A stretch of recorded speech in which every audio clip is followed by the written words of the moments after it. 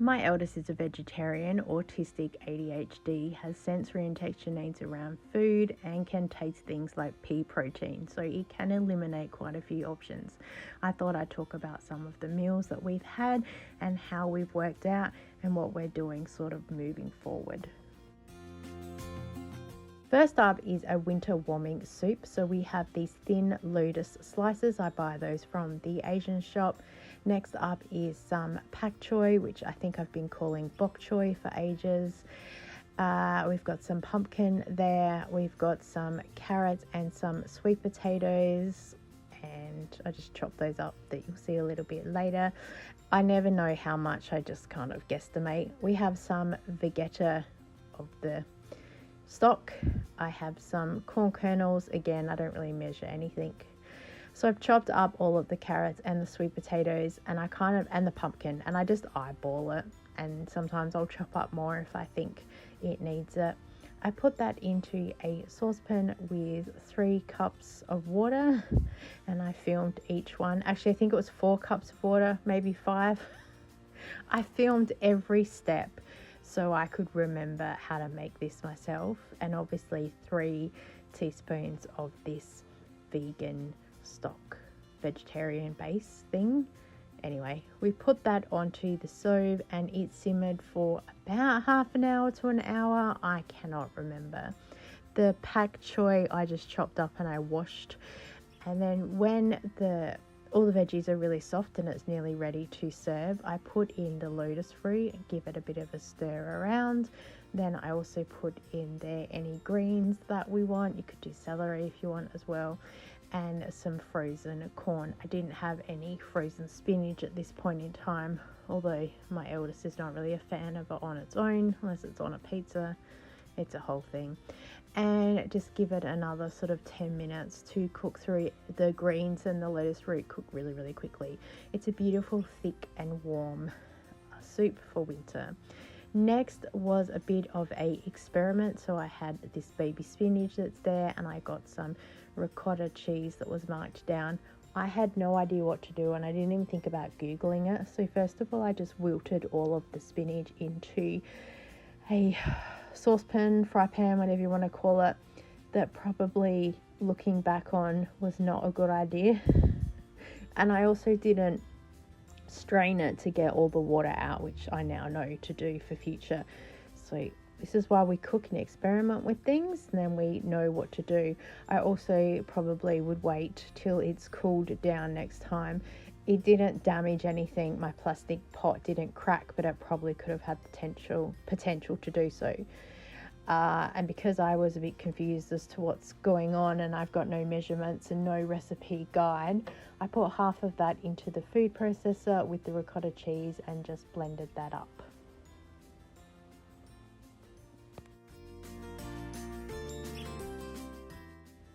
Next, I've got some puff pastry that I just fold into 4s, so half and then the other way half again, and then I can cut it up down the creases.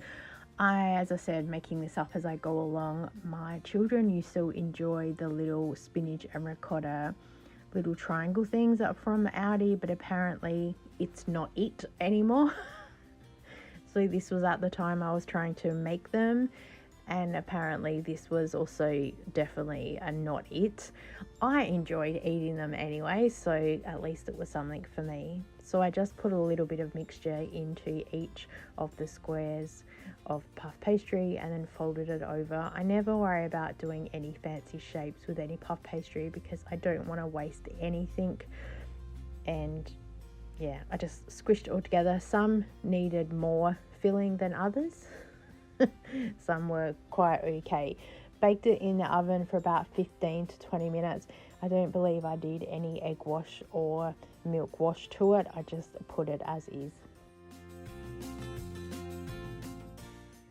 With the rest of that mixture, I thought I would attempt to make a vegetarian lasagna.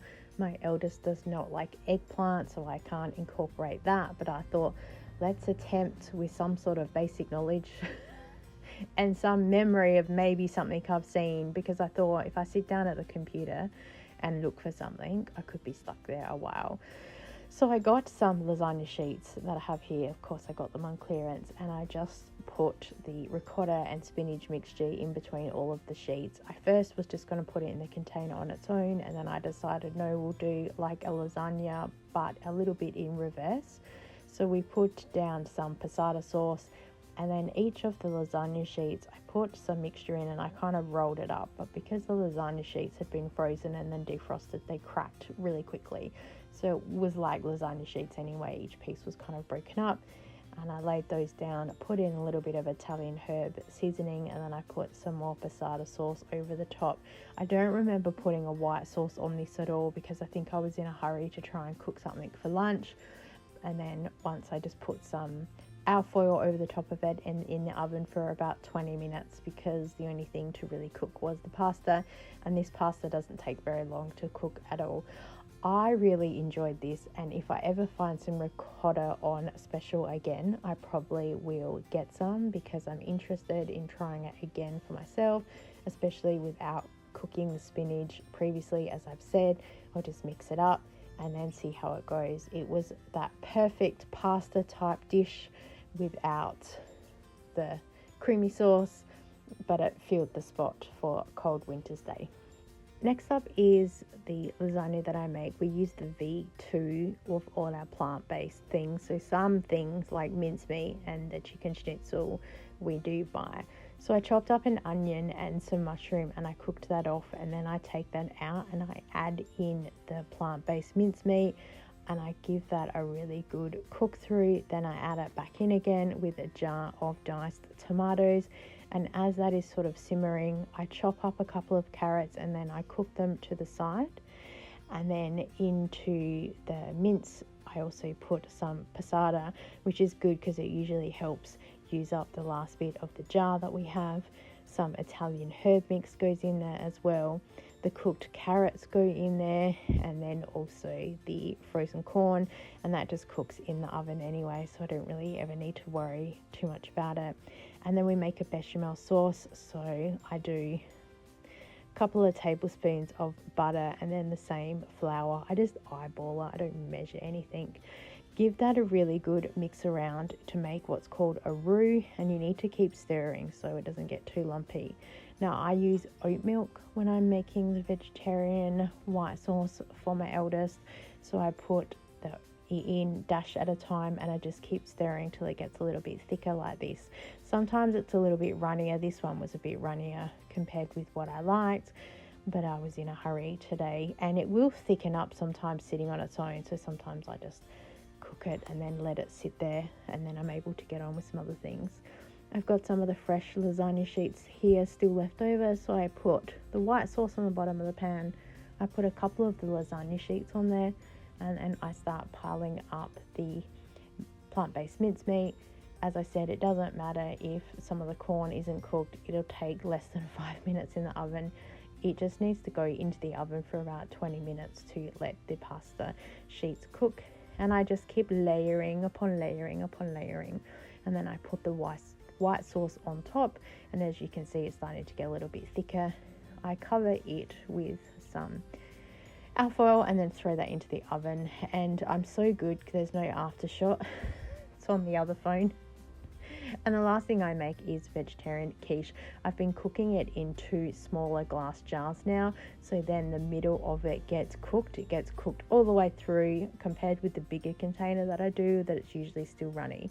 So I've got eggs here, I've got a zucchini, I've got some cream marked down, of course. I normally would use a lactose-free cream, but this one was a light cream and it's perfectly fine for this kind of dish. I probably wouldn't do a full based cream for her. She's not lactose intolerant, but we just try and control things where we can. And of course, we've got the frozen corn that's there as well. So depending on how many eggs I have, how big the eggs are, how I'm feeling for the day, if I need to use the eggs up, depends how many eggs go in each. At a minimum, it is 4 eggs per container. So then you're technically getting 2 eggs per serving, because each one of these containers makes 2 serves. But sometimes I will do 5, if not 6 eggs, especially if they're smaller eggs like this. This carton of eggs only cost me $2.50, so I was more than happy to use it up in a meal. I think one of these containers has more eggs than the other one. So I just give each of the containers there a little bit of a mix up just to incorporate it. Then the cream I pour in best I can to separate between the two containers. It's always a struggle trying to make sure that it's equal.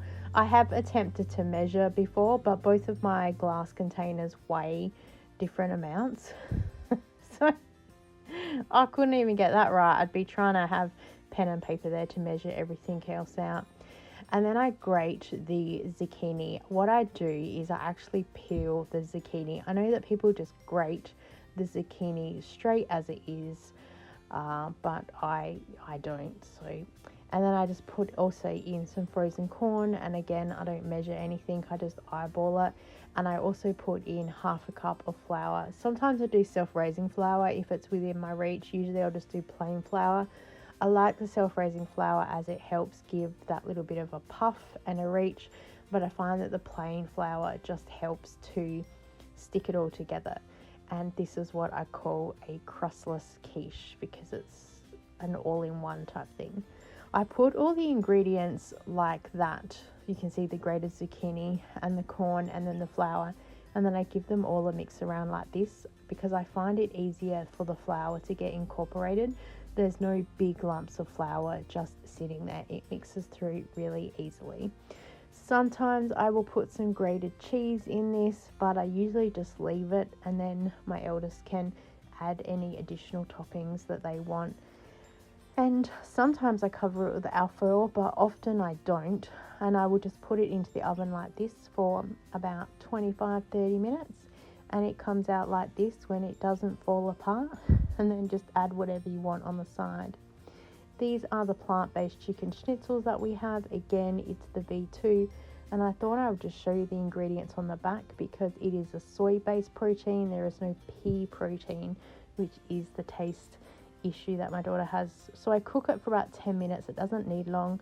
I put some passata sauce on top and then some cheese, and I will melt that. Sometimes I add pineapple underneath, and then I cook that, and then again added on to cheese and the broccoli and whatever carrots.